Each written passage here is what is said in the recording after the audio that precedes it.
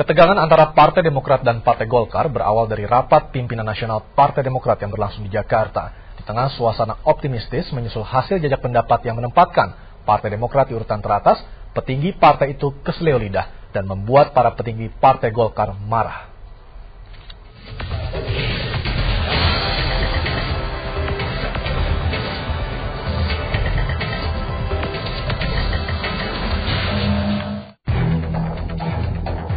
Berawal dari rapat pimpinan nasional Partai Demokrat di Jakarta. Belum saatnya menghabiskan waktu untuk berbicara tentang capres atau cawapres. Saya meminta kepada Dewan Pimpinan Pusat, jangan sembarangan pasang nama-nama untuk calon-calon wakil presiden. Jangan membiasakan memberi angin surga. Itu tidak baik. Rapimnas digelar dalam suasana optimis. Sejumlah jajak pendapat dari lembaga survei menempatkan Partai Demokrat di urutan teratas, menyalip posisi PDI Perjuangan dan Partai Golkar. Di tengah suasana optimis ini, Wakil Ketua Umum DPP Partai Demokrat keseleo lidah. Sebagai Wakil Ketua Umum, Ahmad Mubarok menyatakan partainya belum menentukan calon Wakil Presiden, termasuk Yusuf Kala, untuk mendampingi Susilo Bambang Yudhoyono dalam pemilu presiden. Alasannya, Partai Golkar diperkirakan hanya akan memperoleh 2,5% suara dalam pemilu legislatif. Hanya beberapa jam setelah pernyataan Mubarok, Ketua Umum Golkar Yusuf Kala langsung menyampaikan respon di sela-sela kunjungannya ke luar negeri. Jangan ada bermimpi bahwa Golkar itu 2%, itu jangan bermimpi buruk lah. Silakan dia bermimpi buruk, tapi bisa dipastikan tidak. Iya, tapi tidak begitu ya. Itu hanya mimpi buruk seseorang kan. Para tokoh dan petinggi Golkar juga angkat bicara. Sebagian besar teman-teman Golkar di daerah ini bisa disalah mengerti nanti bahwa pernyataan itu seakan-akan mengecilkan arti Golkar dengan hanya menyebut 2,5% itu ya. Saya kira saya tidak tahu apa yang menjadi latar belakang Pak Mubarok mengatakan itu, tapi ini memang agak mengganggu.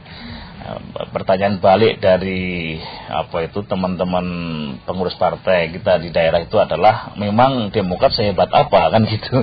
Memang di Demokrat sehebat apa kan ya kita lihat kan memang karena terkatrol oleh presiden kan. Kalau dari segi dari partainya kan ya mungkin dianggap oleh teman-teman biasa saja gitu. Dan kita juga belum memutuskan akan duet dengan siapa.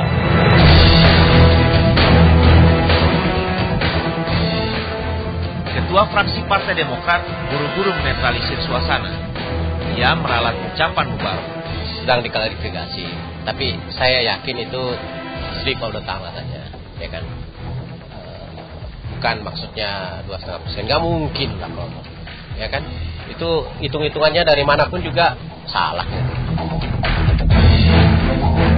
Telepon kami juga sudah bersambung dengan Wakil Ketua Umum DPP Partai. Dalam wawancara dengan Liputan 6 petang hari Selasa, Mubarok membantah pernah mengeluarkan pernyataan yang menghina Golkar. Langsung saja saya pertanyakan yang jadi pembicaraan hari ini, betulkah Anda hanya keseleo lidah saat mengatakan Golkar hanya bisa mencapai 2,5% suara? Iya, terlalu bodoh lah kalau saya mengatakan seperti itu. Karena apa? Yang saya katakan konteksnya bukan itu. Saya mengatakan normatif, ya, pemilu itu bisa mengubah yang besar jadi kecil, yang kecil menjadi besar. Itu fenomena itu universal. Lalu ada wartawan yang nanya, bisa nggak Golkar sampai turun 2,5%? Saya bilang dunia ini apa aja bisa terjadi. Saya bilang itu. Jadi tidak spesifik saya mengatakan Golkar, tidak. Ya, di sejumlah media massa juga dikutip pernyataan Pak Mubarok. Selain soal 2,5% suara itu, ada juga pernyataan Bapak bahwa tidak akan bergabung atau berkoalisi lagi dengan Golkar di pemilu tahun ini. Gak ada itu. Artinya Bapak ingin mengatakan bahwa media massa salah kutip soal ini? Iyalah, saya selalu mengatakan bahwa belum membicarakan koalisi. Semua akan dibicarakan setelah pemilu legislatif. Artinya saya menangkap di sini ada kesan Bapak menyalahkan media dalam hal ini, Pak. Rupanya ada skenario untuk memecah Demokrat sama Golkar gitu. Kegaduhan politik inilah akhirnya mendorong Susilo Bambang Yudhoyono turun tangan. Bertempat di kediamannya di kawasan Cikeas, Bogor, Selasa malam, Yudhoyono berikan klarifikasi sambil menjewer Ahmad Mubarok. Ketua Dewan Pembina Partai Demokrat juga sempat menyindir Ketua Umum Partai Golkar. Andai kata Pak Yusuf Kala ada di tanah air, mungkin malam ini kami bertemu. Beliau di luar negeri, mengeluarkan statement.